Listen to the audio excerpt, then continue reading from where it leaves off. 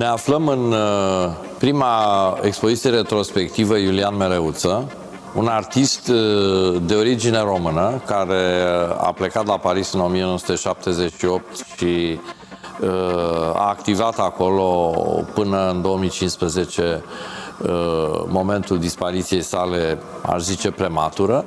O personalitate complexă, a studiat istoria artei, a fost redactor și la un moment dat redactor șef la revista Arta, singura revistă care se ocupa de artele vizuale din România în perioada dinainte de 1989.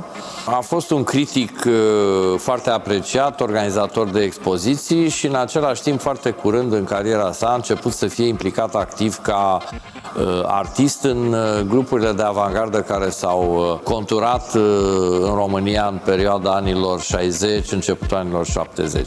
A lucrat continuu, a lucrat obsesiv, a fost un gânditor extrem de intens asupra vizualității, asupra limbajului, asupra felului cum emoțiile, pulsiunile spirituale pot să se traducă într-o operă destinată văzului.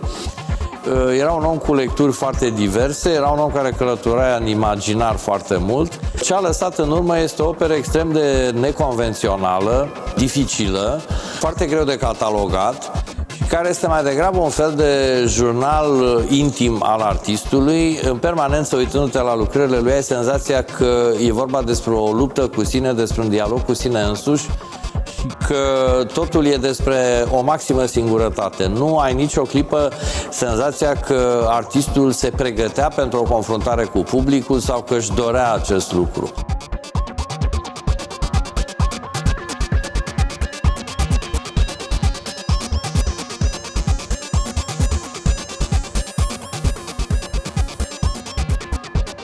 Un artist foarte dificil, foarte hermetic, dar în același timp fascinant. E o anumită tensiune, o anumită energie care te face să zăbovești la lucrările lui. Toate acestea și pe lângă ele faptul că e un artist care a fost neglijat și are nevoie de o recuperare serioasă. Toate acestea, deci, ne-au determinat să-i dedicăm lui Iulian Mereuță un interval de timp generos, un an de zile, în care expoziția se va reînnoi periodic.